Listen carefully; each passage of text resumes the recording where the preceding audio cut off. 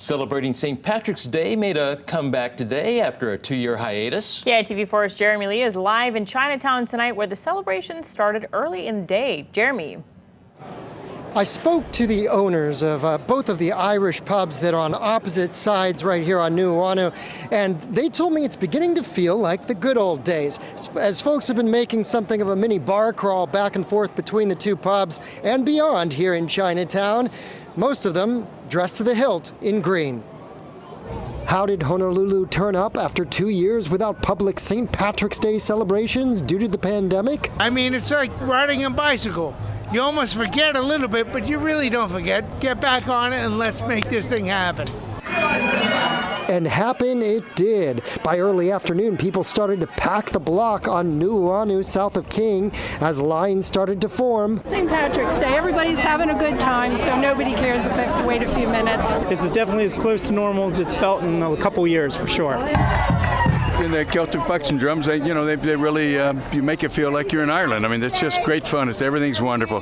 Thank you, guys. The ensemble made their way between the two Irish bars. Pipe Sergeant Tina Yap described the scene as wonderful to be back in the atmosphere of Black Shamrock as well as Murphy's. It's just wonderful to see people and celebrate St. Patrick's Day.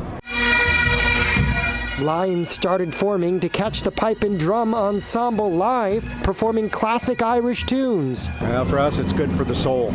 The bagpipes are a unique instrument in that people only have two reactions to them. Either they run towards them or they run away. Today, everybody runs toward them. Across the street at Black and Shamrock, and now we're here at Murphy. So we're groupies. We're trailing this troupe around Chinatown today. So it's their day, but they're kind of bringing life back to Honolulu. So it's great.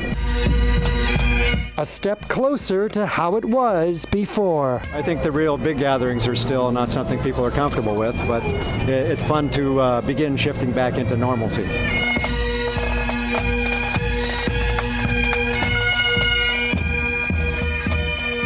Now, if you were one of those revelers that were here for the good old Irish eats, you had to get here early. By 4 o'clock, Murphy's was all sold out of the corned beef. I talked to the owner and I asked, how much corned beef did you sell? He tried to remember. He couldn't give me an exact figure, but he said at least 2,000 pounds. Reporting live in Chinatown, Jeremy Lee, KITV4 Island News Tonight.